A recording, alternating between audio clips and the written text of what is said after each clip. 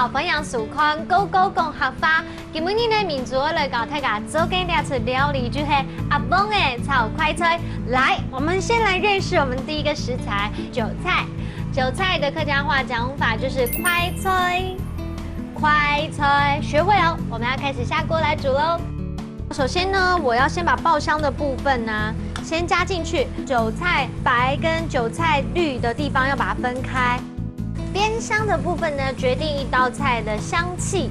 所以呢，当它味道跑出来，颜色变得有点金黄，把我们的阿崩鸭血放进去哦。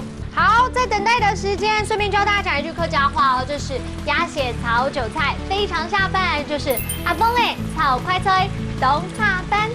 阿崩炒快菜懂炒饭哦，快 OK 了，赶快来上菜喽！现在呢，请到我们的小试吃员来品尝看看今天所有的这个鸭血炒韭菜好不好吃。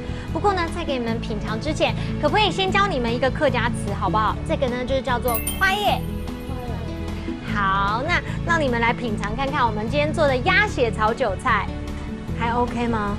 酸菜有点酸，酸菜有点酸。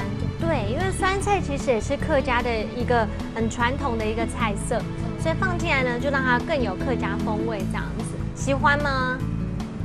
还可以吼。我知道血的东西可能怕小朋友比较不爱吃，不过谢谢你们，要记得这个叫做快耶哦，快耶。鸭血的客家话呢叫做阿崩阿崩没错，谢谢你们。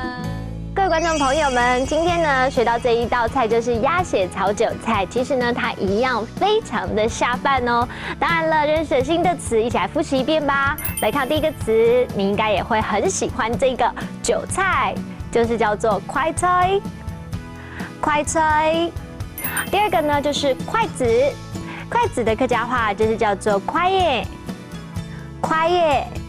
第三个呢，我们来学到一整句话哦。来看到这句话就是鸭血炒韭菜非常下饭，阿崩炒快菜懂炒饭，阿崩炒快菜懂炒饭。这样你都有学会了吗？记得下一次动手来做做看吧。记得哦，客家话也要每一天进步哦。下次见，拜拜。